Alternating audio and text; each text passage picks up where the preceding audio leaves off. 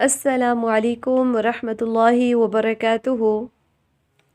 الحمد للہ رب العالمین والعاقبۃ للمتقین والصلاة والسلام علی سید الانبیاء والمرسلین اما بعد فاعوذ باللہ من الشیطان الرجیم بسم اللہ الرحمن الرحیم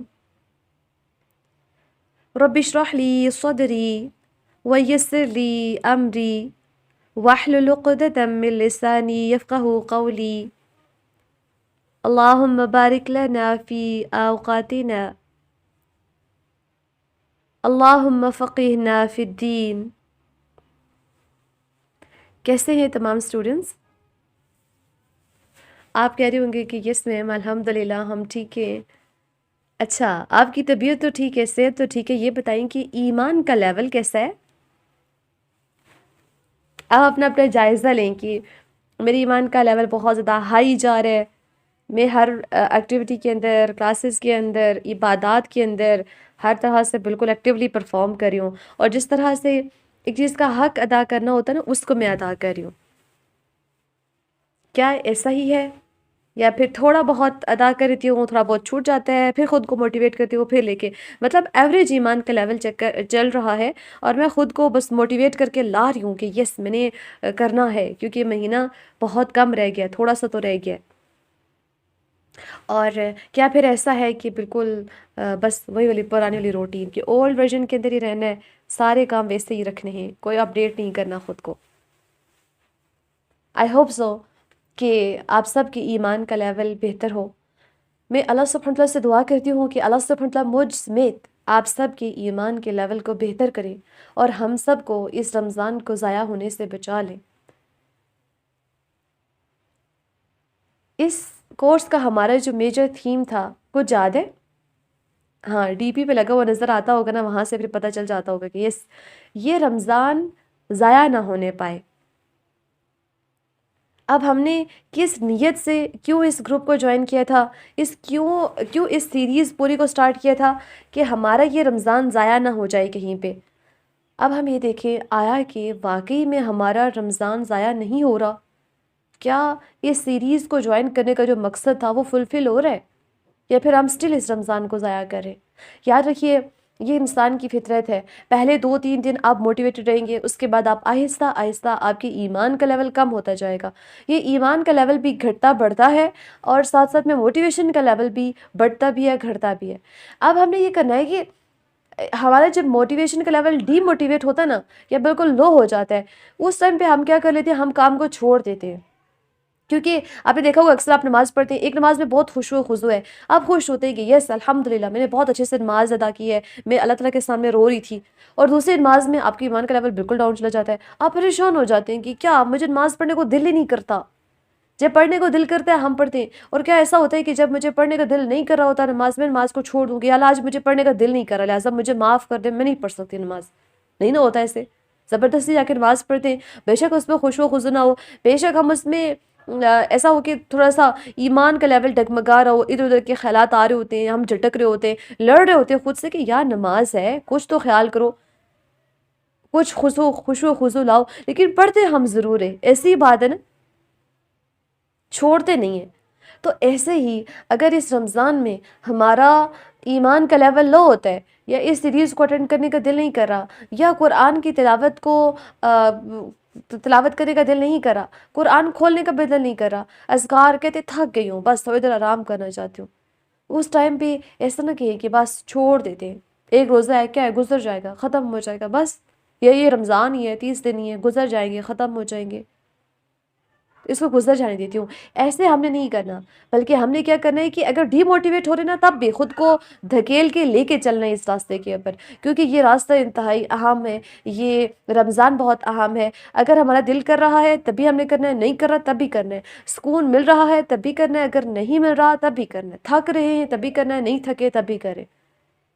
ہم نے خود کو موٹیویٹڈ رکھنا ہے، because this is not a choice.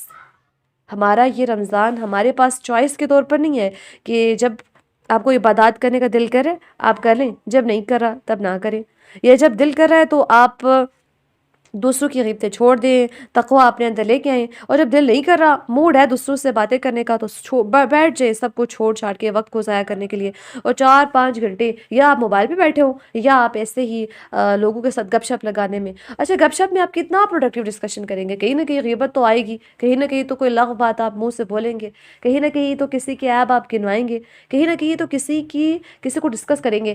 ہم نے جب ایک سیشن کے اندر اس سے پہلے دیکھا تھا کہ اگر ہم کسی کے بارے میں جیسے حضرت عائشہ رضی اللہ تعالیٰ عنہ نے حضرت صفیہ رضی اللہ تعالیٰ عنہ کے بارے میں ہاتھ کے اشارے سے بتایا تھا کہ وہ چھوٹے قد کی ہیں، تو نبی اکرم صلی اللہ علیہ وسلم نے فرمایا تھا کہ تم نے اس کی غیبت کی ہے۔ اللہ اکبر! تو کہیں نہ کہیں پہ ہم کسی نہ کسی کو ڈسکس کرتے ہوئے کچھ نہ کچھ ہم غلط کر ہی جاتے۔ اور یاد رکھیں کہ جو جھوٹ کو نہیں چھوڑتا، جو بیہودہ باتوں کو چھوڑتا نہیں ہے، تو اللہ تعالیٰ کو اس کے بھوکے پیسے کرنے کی ضرورت ہی نہیں ہے۔ تو ہم نے دل کر رہا ہے یا نہیں کر رہا، اس راستے کے اوپر ہم نے خود کو دھکیلتے رہنا ہے، چلاتے رہنا ہے، کیونکہ وقت بہت کم ہے۔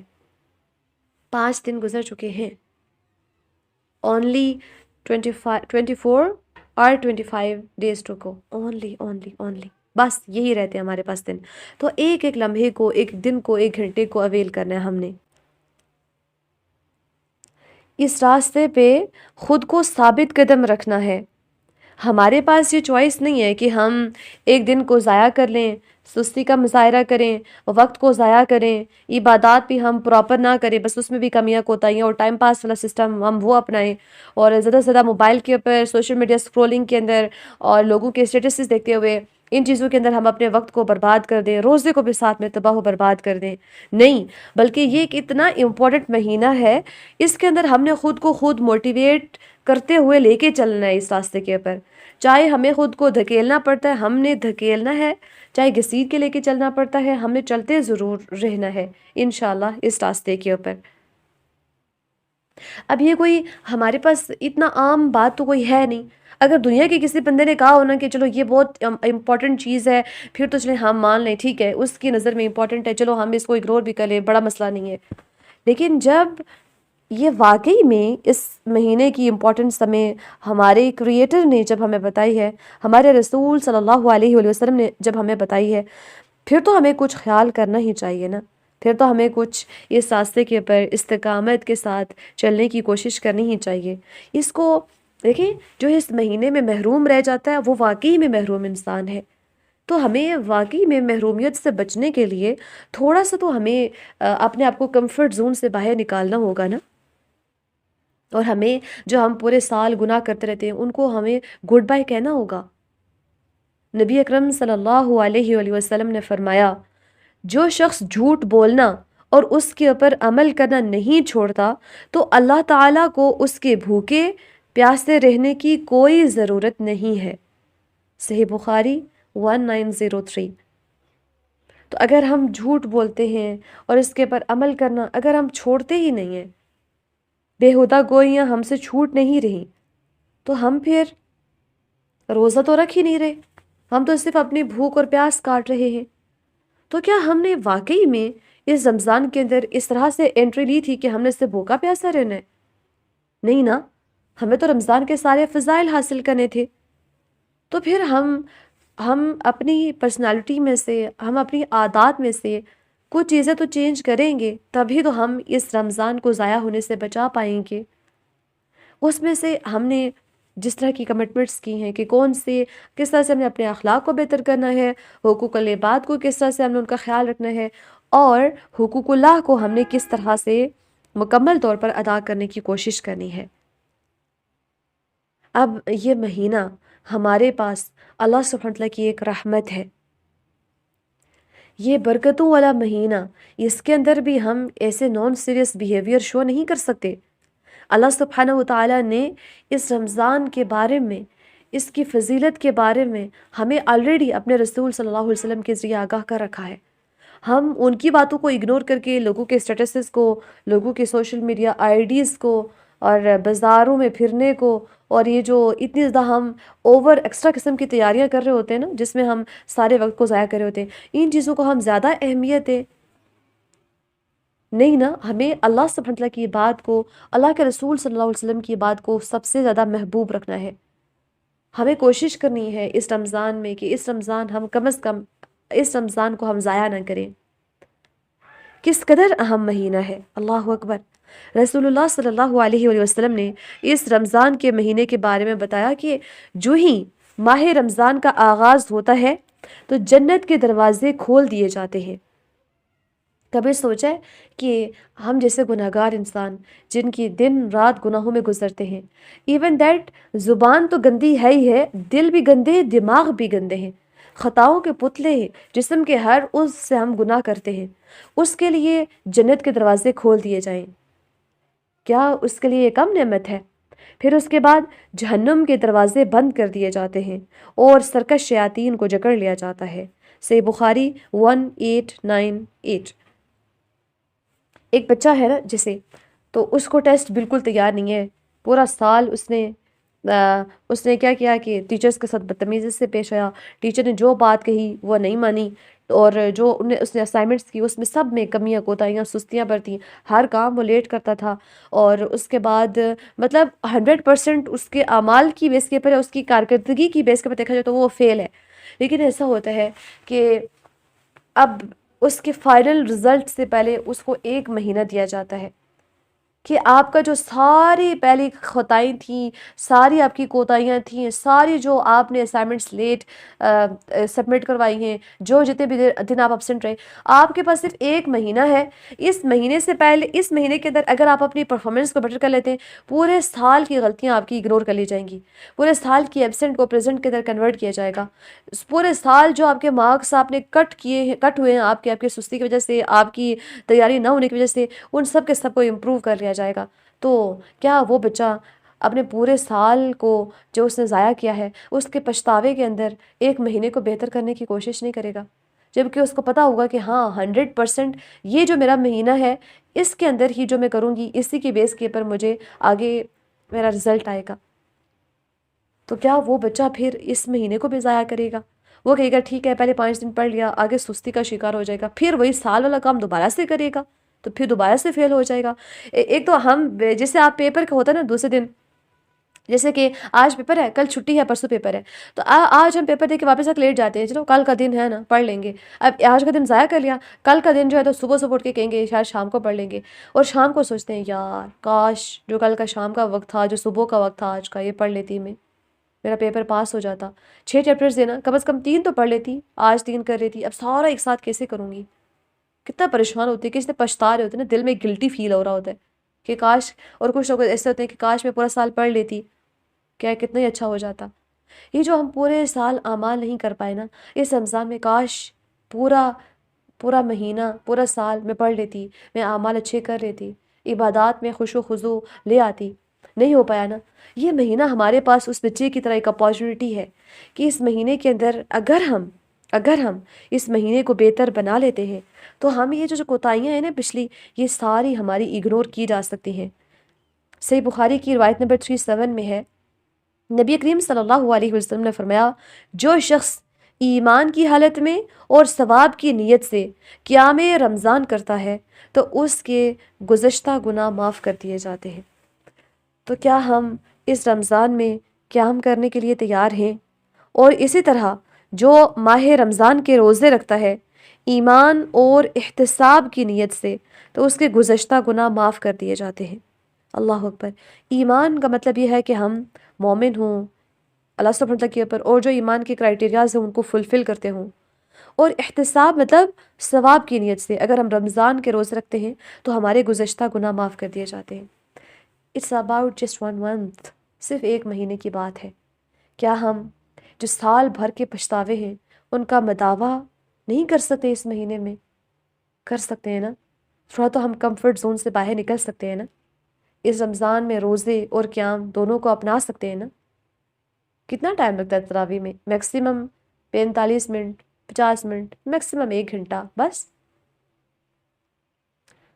اور روزے کے اندر اپنی زبان، دل، ان سب چیزوں کو پاک رکھنا، گناہوں سے بچانا آسان ہے اگر ہم اپنے آپ کو عبادات کے اندر مصروف رکھیں، یہ سب چیزیں آسان ہیں۔ تو کیا ہم اس رمضان کو ضائع ہونے سے بچا سکتے ہیں؟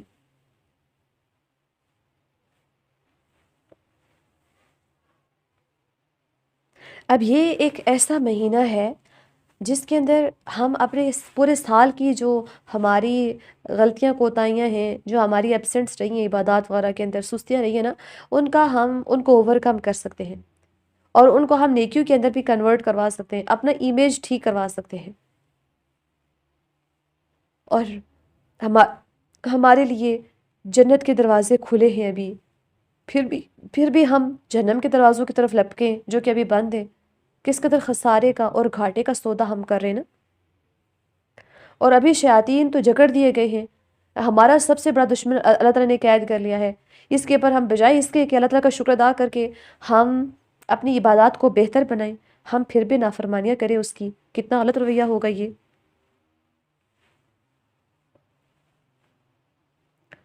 تو غلط رویے اپنانے سے ہم نے بچنا ہے، اچھے رویوں کو ہم نے اپنانا ہے۔ اور اللہ اکبر، یہ جو ہم روزہ رکھتے ہیں نا، یہ ہمارے گناہوں کی بخشش نہیں کرواتا، بلکہ حدیث قدسی ہے کہ اللہ سبحانہ وتعالیٰ نے فرمایا بنی آدم کے ہر عمل کا ثواب اس کے لیے ہے سوائے روزے کے، یہ صرف اور صرف میرے لیے ہے، لہٰذا اس کا ثواب میں ہی دوں گا۔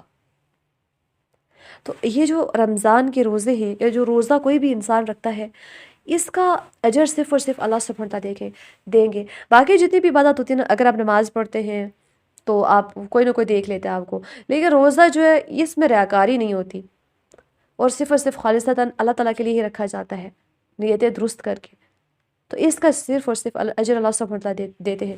اگر ایسا ہو نا، ہمیں پرائم منسٹر یا دنیا کا بہت بڑا کوئی لینڈ لارڈ بندہ ہمیں کہتا ہے کہ آپ ٹینشن ہی نہ لو، آپ یہ کام کرو، باقی بدلہ میرے اوپر چھوڑ دو، اور دوسری طرف ایک ایسا بندہ ہے جو ڈھابے کے اوپر چائے بیچتا ہے، وہ کہتا ہے کہ آپ بس فکر ہی نہ کرو، یہ کام ہو جائے گا، آپ ٹینشن لو، آپ کام کرو ریلیکس ہو کے، باقی مجھ پہ چھوڑ دو، میں کیا کروں گا۔ ڈھابے والے کی ایکسپیکٹیشنز، ہماری اس کے ساتھ ایکسپیکٹیشنز اتنی ہوگی کہ یس ٹھیک ہے، ایک دو مرتبہ چائے پلا لے گا، بس ٹھیک ہے۔ لیکن ایک جو اس دنیا کا بہت بڑا کوئی بندہ ہے، اگر وہ ہمیں کہہ رہا ہے ٹینشن لو، تو ہم واقعی میں سوچیں گے کہ یہ تو اس ساری دنیا اس کے کنٹرول میں ہے، یہ سارے لوگ اس کے کنٹرول میں، ایک پوری کمپنی اس کے کنٹرول میں ہے، یہ مجھے ایک اچھی پوزیشن کے اوپر جگہ دے سکتا ہے۔ ایسی بات ہے نا کہ کمپنی کا مالک ہے کہ ٹینشن ہی نہ لے بھئی، بس آپ آ جائیں، باقی جو ہے تو ہم دیکھ لیں گے۔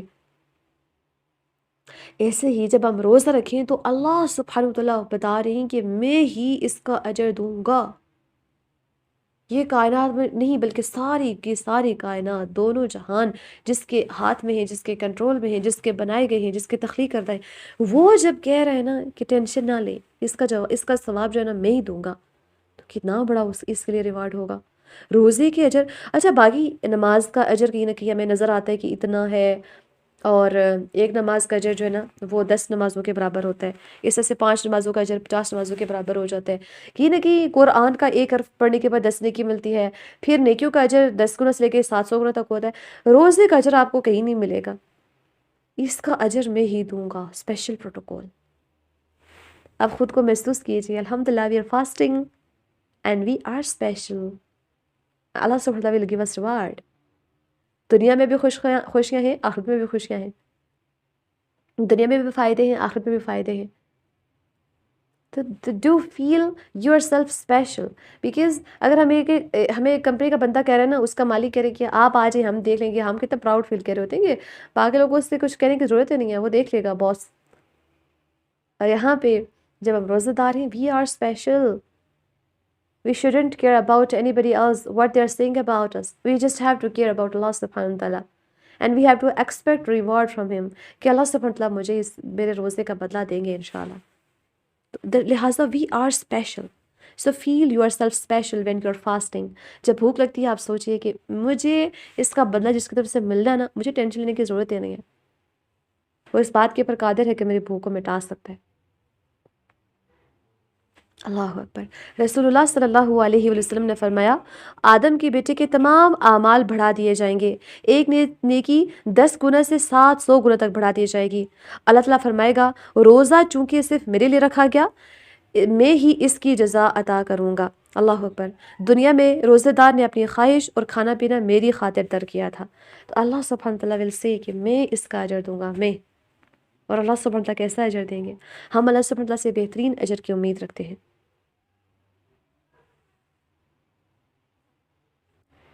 جب اس کی خاطر صبر کر رہے ہیں، جب اس کی خاطر بھوک پیاس کو برداشت کر رہے ہیں، جب اس کی خاطر گناہوں کو چھوڑ بیٹھے ہیں، تو کیا وہ کیسا کیسا اجر دے گا، ہم کبھی امیجن بھی نہیں کر سکتے۔ اور اسی طرح یہ جو ہم روزے رکھ رہے ہیں ان کا ایک اسپیشل پروٹوکول ہے۔ رسول اللہ صلی اللہ علیہ وسلم نے فرمایا جنت میں 8 دروازے ہیں، ان میں سے ایک دروازے کا نام ریان ہے، الریان، باب الریان۔ اس میں سے روزہ داروں کے علاوہ کوئی داخل نہیں ہوگا۔ صحیح بخاری 3257۔ تو یہ جو روزہ ہے، دیکھیے ٹوٹل 8 دروازے ہیں، 8 میں سے ایک اسپیشل ہے، اللہ اکبر۔ تو وہ اسپیشل دروازہ ہے الریان جس کا نام ہے، اور اس میں سے صرف اور صرف روزہ دار داخل ہوں گے۔ کین یو امیجن کہ ایک حال ہے جس کے اندر 2 راستے ہیں، ایک اسپیشل پیپل کے لیے، ایک عام لوگوں کے لیے۔ اسپیشل پیپل کو بلایا جاتا ہے کہ آپ ادھر آ جائیں، آپ کہاں عام لوگوں کے دروازے سے جا رہے ہیں، آپ ادھر سے آئیں۔ ایسے جب جہاز میں بیٹھے ہوتے ہیں، ایک ہوتا ہے وی آئی پی کلاس جو ہوتی ہے، ایک ہوتی ہے بالکل عام جو اکانومی والی کلاس ہوتی ہے۔ تو ایک جو ہوتی ہے وی آئی پی لوگوں والی کلاس، اس کے اندر ان کو باقاعدہ ہر طرح کے اسپیشل پروٹوکولز دیے جا رہے ہوتے ہیں، ان کو الگ سے بلایا جا رہا ہوتا ہے، ان کو ایک جب وہ وہاں پہ ویٹنگ ایریا کے اندر ہوتے ہیں وہاں پہ ایک اسپیشل ان کو روم پرووائڈ کیا جاتا ہے، ہر طرح سے ان کو فیسیلیٹیٹ کیا جاتا ہے۔ ایسے ہی جو روزہ دار ہیں ان کے اسپیشل پروٹوکول دیا جائے گا۔ کیسے؟ رسول اللہ صلی اللہ علیہ وسلم نے فرمایا یقیناً جنت میں ایک دروازہ ہے جس کو ریان کہا جاتا ہے، قیامت کے دن صرف روزے دار اس میں سے جنت میں داخل ہوں گے، ان کے علاوہ کوئی اور داخل نہیں ہوگا۔ کہا جائے گا کہاں ہیں روزے دار؟ تو وہ کھڑے ہو جائیں گے، ان کے علاوہ اس میں سے کوئی اور داخل نہیں ہوگا، اور جب وہ جنت میں داخل ہو جائیں گے تو وہ دروازہ بند کر دیا جائے گا، بس اس میں سے کوئی داخل نہیں ہوگا۔ صحیح البخاری 525۔ کیا ہم بھی الحمدللہ ہم تو آلریڈی اس دروازے سے داخل ہونے کی کوشش کر رہے ہیں نا؟ تو جب روزہ رکھیں تو ہم اللہ سبحانہ سے دعا بھی کریں کہ الہی مجھے باب الریان سے جنت میں داخل کیجیے گا، میرا نام لیا جائے کہ کہاں ہے روزے دار، اور میں کھڑی ہو جاؤں کہ یس اللہ سبحانہ میں روزہ رکھا کرتی تھی، تو اللہ سبحانہ پھر مجھے کہیں کہ آپ اس دروازے سے جنت میں داخل ہو جائیں۔ اسپیشل پروٹوکول فرام اللہ سبحانہ ناٹ اینی بڈی ایلس۔ اور یہ پروٹوکول جو ہے آخرت کے پروٹوکول جو ہے نا یہ ہمیشہ رہیں گے۔ دنیا کا کیا ہے 10 دن بعد آپ کو لوگ بھول جاتے ہیں کہ اس نے کچھ کیا بھی تھا، لیکن آخرت کے پروٹوکولز جو ہے نا وہ ہمیشہ باقی رہنے والے ہیں۔ تو ہم نے اس رمضان خود کو انشاءاللہ باب الریان سے داخل کروانے کی کوشش کرنی ہے، اور اس کے لیے ضروری ہے کہ ہم صرف اور صرف یہ نہ کریں کہ بھوکا پیاسا رہیں، بلکہ جو روزے کی کرائیٹیریاز ہیں ہم ان کو بھی فلفل کریں۔ اور یہ جو روزہ ہے نا یہ ڈھال ہوتا ہے، یہ جہنم کی آگ سے ڈھال ہے۔ رسول اللہ صلی اللہ علیہ وسلم نے فرمایا روزہ ڈھال ہے، جب تم میں سے کوئی ایک روزہ رکھتا ہے تو وہ کوئی بیہودہ گوئی اور جہالت کی بات نہ کرے۔ یاد رکھیے اوپر ہم نے پہلے پڑھا تھا کہ جھوٹ کوئی بات نہ کرتا اور اس کے پر عمل کرنا چھوڑتا نہیں ہے، تو پھر تو اگر جھوٹ بولتا ہے اور اس کے پر عمل کرنا چھوڑتا نہیں ہے تو اللہ تعالیٰ کو اس کے بھوکے پیاسے رہنے کی کوئی ضرورت نہیں ہے۔ اور اس طرح سے ہم پہلے بھی احادیث میں برکت دیکھ چکے ہیں کہ کتنے روزے دار ایسے ہیں جن کو سوائے بھوک اور پیاس کے کچھ نہیں ملتا، کتنے ہی قیام کرنے والے ایسے ہیں جن کو بیداری کے علاوہ کچھ بھی نہیں حاصل ہوتا۔ تو ہم نے روزے کو ضائع ہونے سے اس طرح سے بچانا ہے۔ اس طرح سے جب تم میں سے کوئی روزہ رکھتا ہے، اب آپ خود کو کہیں کہ جب آپ روزہ رکھتی ہیں، جب آپ کوئی بیہودہ گوئی نہیں کرتی اور جہالت کی بات نہیں کرتی، اور اگر آپ سے کوئی شخص لڑتا ہے اور یا پھر آپ کو گالی دیتا ہے تو وہ آپ اسے یہ کہتی ہیں کہ میں روزہ دار ہوں، انی صائمن، تو قسم ہے اس ذات کی جس کے ہاتھ میں میری جان ہے، روزے دار کے منہ کی خوشبو یا منہ کی بو اللہ تعالیٰ کے ہاں کستوری کی خوشبو سے بہتر ہے، اور وہ اپنا کھانا پینا اور افسانی خواہشات میری وجہ سے چھوڑتا ہے، روزہ میرے لیے رکھا جاتا ہے اور میں ہی اس کی جزا دوں گا، اور نیکی کو میں 10 گنا بڑھا دوں گا، نیکی کو 10 گنا بڑھا دیا جاتا ہے۔ تو جب روزہ جو ہے یہ ڈھال ہے، جب ہم روزہ رکھتے ہیں کوئی بیہودہ بات نہیں کرتے، جب جہالت کی بات نہیں کرتے، جب ہم سے کوئی لڑتا ہے ہم وہاں سے سامنے سے خاموش رہتے ہیں، اور ساتھ ساتھ میں اللہ سبحانہ وتعالیٰ کہ ہاں ہمارے منہ سے جو بو آ رہی ہوتی ہے اسٹمک کے خالی ہونے کی وجہ سے، ایک ہوتی ہے دانت نہ صاف کرنے کی وجہ سے، یا ماؤتھ جو کلینر ہوتا ہے ماؤتھ واش اس کو یوز نہ کرنے کی وجہ سے اسمیل آ رہی ہوتی ہے، اس کے علاوہ جو اسٹمک کے خالی ہونے کی وجہ سے ایک اسمیل آ رہی ہوتی ہے نا، اللہ سے مطلب کہ ہاں وہ کستوری کی خوشبو سے بھی بہترین ہے۔ آپ کو اپنا فیوریٹ پرفیوم جب آپ لگاتے ہیں نا کتنا خوش ہوتے ہیں آپ، ایک ریفریشنگ والی فیل آ رہی ہوتی ہے، وائبز آ رہی ہوتی ہے نا، لیکن اللہ تعالیٰ کے ہاں یہ بو جو ہے یہ کستوری کی خوشبو سے زیادہ بہتر ہے۔ تو اللہ سبحانہ وتعالیٰ خود ہمیں اجر دیں گے، اللہ سبحانہ وتعالیٰ ہمیں ہر نیکی کے اجر کو بڑھا دیتے ہیں۔ اللہ سبحانہ وتعالیٰ اسپیشل جنت کے دروازے سے، جس کا نام ہے باب الریان، اس میں سے ہمیں داخل کریں گے۔ تو کیا ہم اس رمضان خود کو پچھتاووں سے آزاد کر سکتے ہیں؟ آپ دیکھتے ہوں گے نا، کتنے لوگ ایسے ہیں جو کلاسز لیتے ہیں، جنہیں سٹارٹ کیا تھا لیکن ابھی انہوں نے کلاسز لینا چھوڑ دیا۔ کتنے ایسے تھے جو رمضان کو بہتر کرنے کی کوشش کر رہے تھے، شروع میں سستی کا شکار ہو کے چھوڑ گئے۔ تو انما الاعمال بالخواتیم، رمضان شروع تو اچھی نیت سے کیا، ختم کس نیت کے ساتھ کیا، کیسے اعمال کے ساتھ کیا، یہ بھی تو میٹر کرتا ہے نا۔ تو کیا آپ درمیان میں سستی کا مظاہرہ کریں گے؟ پھر تو آپ نے چھوڑ دیا، آپ ٹریک سے ہٹ گئے۔ خود کو موٹیویٹ کیجیے، خود کو اس راستے کے پر تھکائیے اور لے کے چلتے رہیے۔ میں اللہ سبحانہ وتعالیٰ سے دعا کرتی ہوں کہ اللہ سبحانہ وتعالیٰ ہم سے ہماری کوششوں کو قبول فرمائے۔ ربنا تقبل منا انک انت السمیع العلیم۔ حضرت ابراہیم علیہ السلام اور حضرت اسماعیل علیہ السلام جب خانہ کعبہ کی دیواروں کو بلند کر رہے تھے، اس کی بنیادوں کو بلند کر رہے تھے، اللہ تعالیٰ سے دعا کرے تھے، ربنا تقبل منا انک انت السمیع العلیم۔ الہی وہ تو ایک بہت بڑا عمل تھا، اس کے پر کتنا بڑا اجر بھی ہے، ان کی نیتیں خالص تھیں، لیکن پھر بھی الہی ان کو قبولیت کا پھر بھی ڈر تھا، پھر بھی آپ سے دعا مانگ رہے تھے کہ الہی قبول کر لیجئے۔ الہی اتنا بڑا عمل بھی اگر انسان کر لے، اگر آپ قبول نہیں کرتے تو وہ عمل کچھ بھی نہیں ہے۔ الہی ہماری کوششیں جتنی بھی ہوں، اگر آپ کے ہاں قابل قبول نہیں ہے تو ساری کی ساری ردی کی ٹوکری ہے۔ الہی ہم سے قبول فرما لیجئے۔ ہم جانتے ہیں کہ یہ ہماری جو ٹوٹی پھوٹی کوششیں ہیں اس لائق نہیں ہے یا الہی کہ ان کو قبول کیا جائے، ان کو آپ کنسیڈر بھی کریں۔ اتنی بڑی ذات کے سامنے اتنے چھوٹے چھوٹے اعمال ہم پیش کرتے ہیں اور ہم ان کے اوپر فخر محسوس کرتے ہیں کہ ہم نے کچھ کیا ہے۔ یا الہی ہماری ان نادانیوں کو معاف فرما لیجئے، ان کو درگزر فرما لیجئے۔ اللہ اکبر کبیرا والحمد للہ کثیرا وسبحان اللہ بکرۃ واصیلا۔ سبحان اللہ والحمد للہ ولا الہ الا اللہ واللہ اکبر ولا حول ولا قوة الا باللہ العلی العظیم۔ اللهم صل على محمد وعلى آل محمد كما صليت على إبراهيم وعلى آل إبراهيم إنك حميد مجيد. اللهم بارك على محمد وعلى آل محمد كما باركت على إبراهيم وعلى آل إبراهيم إنك حميد مجيد. یا الہی آپ کی عاجز بندیاں، آپ کی ناکارہ بندیاں، آپ کی محتاج بندیاں آپ کے در میں بیٹھی ہیں، حاضر ہیں، اپنی نیتوں میں اخلاص لیے۔ یا الہی ان کی ساری کوششوں کو، سارے اعمال کو قبول فرما لیجئے۔ یا الہی جو ہمارے گناہ ہیں وہ یوں ہیں، یوں لگتا ہے جیسے ہم نے زمین سے لے کے آسمان تک کے درمیان کی خلا کو گناہوں سے بھر دیا ہے۔ یا الہی آپ کہتے ہیں نا، اگر اتنے گناہوں کو لے کے بھی آتے ہو، توبہ کرتے ہو، میں بخش دوں گا، معاف کر دوں گا۔ آج آپ کی بندیاں آپ کے پاس آئی ہیں یا الہی، اپنے اتنے گناہوں کا بوجھ، اپنے ماضی کے پچھتاووں کو لے کے تھکی ہاری الہی آپ کے در پہ پہنچی ہیں۔